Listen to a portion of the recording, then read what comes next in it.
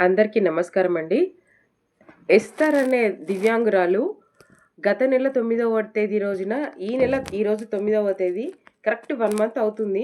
తనకి oxygen levels down అయ్యాయని, sugar levels down అయ్యాయని యూనిక్ కార్పస్ అనే హాస్పిటల్‌లో పెద్దంబర్పేట్ సిటీలో జాయిన్ అయ్యారు. తనకు చూసేవాళ్ళు లేరు, చేసేవాళ్ళు లేరు అని district welfare office Medchal Malkajgiri జిల్లాలో ఉన్న డిస్ట్రిక్ట్ వెల్ఫేర్ ఆఫీస్‌లో అప్లికేషన్ పెట్టుకున్నారు. నాకు ట్రీట్మెంట్ చేయించమని. 1 మంత్ అవుతున్నా గానీ, ఇప్పటికి మెస్ చార్జెస్ గానీ, ట్రీట్మెంట్ చార్జెస్ గానీ ఇంకా ఇవ్వలేదండి. తను ఇదివరకు ఇలా ఉండేవారు. ఇప్పుడు ఇలా అయ్యారండి.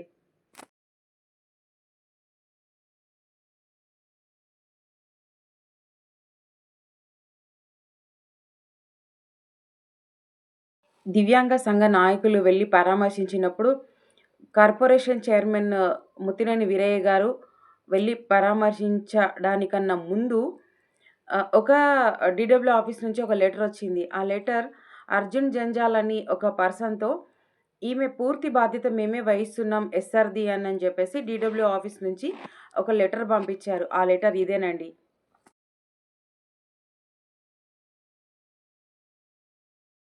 దీనిని బేస్ చేసుకొని ఈ ట్రీట్మెంట్ జరుగుతుంది. ఈ ట్రీట్మెంట్ గత నెల 9వ డేట్ రోజు నుంచి ఈ రోజు వరకి 1,62,000 అమౌంట్ అయింది. అంటే టోటల్‌గా మెస్ చార్జెసు, ఈ ట్రీట్మెంట్ చార్జెస్ అన్నీ కలుపుకొని కూడా. ఒక డిస్ట్రిక్ట్‌లో డిస్ట్రిక్ట్ వెల్ఫేర్ ఆఫీసర్ ఉంది. మన డిజబుల్డ్ పర్సన్స్‌ని చూసుకోవడానికి, ప్లస్ వాళ్ళకి కావాల్సిన పరికరాలు అందించడానికి, వాళ్ళకి కావాల్సిన సదుపాయాలని ఎలా హెల్ప్ అవ్వాలి అనేది గవర్నమెంట్‌కి ఇన్ఫర్మేషన్ ఇవ్వడానికి. డాక్టర్ శారదా బోడపతి గారు ఇప్పటి వరకు ఒక్కసారి కూడా తన దగ్గరికి వచ్చి పరామర్శించింది లేదు. ఎప్పుడు చూడు ఫోన్‌లోనే పలకరించారు. తన ఇంట్లో ఒక పర్సన్ ఎవరికైనా ఇలా జరిగితే ఇలానే చేసేవారా? ఒక్కసారి సమాజం ఆలోచించాలి. మన దివ్యాంగ సమాజం ఆలోచించాలి.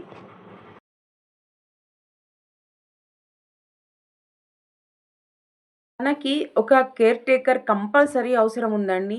డాక్టర్ గారు ఇచ్చిన రిపోర్ట్ ఇదండి. దీంట్లోనే బిల్ టోటల్ కూడా ఉంది. అంటే ఒక మెడిసిన్‌కి సంబంధించిన వాటర్ తాగాలి అన్నా, ఒక టాబ్లెట్ వేసుకోవాలి అన్నా, తనకి శరీరం సపోర్ట్ చేయట్లేదు. అందుకని కేర్ టేకర్ కంపల్సరీ. తను కోలుకునే వరకు.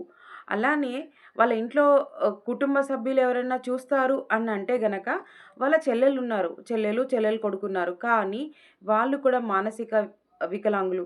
వాళ్ళకి చేసి ఈ 47 సంవత్సరాలుగా వాళ్ళకి చేసే తను ఇలా అయ్యింది. కానీ ఇప్పుడు తనని చూసుకునే వాళ్ళు ఎవరు లేరు. ప్రభుత్వం తప్ప. అందుకే ప్రభుత్వం స్పందించి తొందరగా ఈ అమౌంట్‌ని రిలీజ్ చేయాలని, చేస్తారని మనస్ఫూర్తిగా అప్పీల్ చేస్తున్నాను సీఎం ముఖ్యమంత్రి గారికి.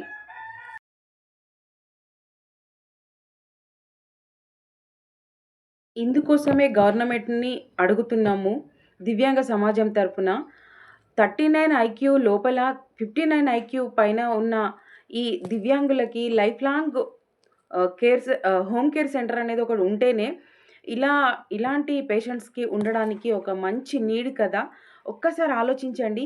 ఒకవేళ చిన్న పిల్లలు అంటే ఒక 40, 35 ఏజ్ ఉన్న వాళ్ళకి అమ్మా, నాన్న లేరు అన్న సమయంలో కూడా ఇలాంటియి ఉంటేనే కదా ప్రశ్నార్థకంగా మారకుండా ఈ హోమ్ హెల్ప్ చేస్తుంది. అందుకే అడుగుతున్నాము ముఖ్యమంత్రి గారిని, ఒక్కసారి దివ్యాంగుల వైపు చూడండి. హెల్ప్ చేయండి. సమాజంలో మేము భాగమే.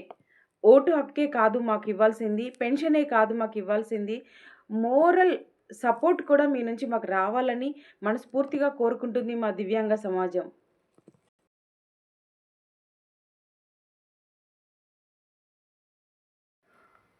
మన దివ్యాంగ సమాజానికి, నార్మల్ పీపుల్‌కి అందరికీ కూడా నేను రిక్వెస్ట్ చేసి చెప్తున్నా.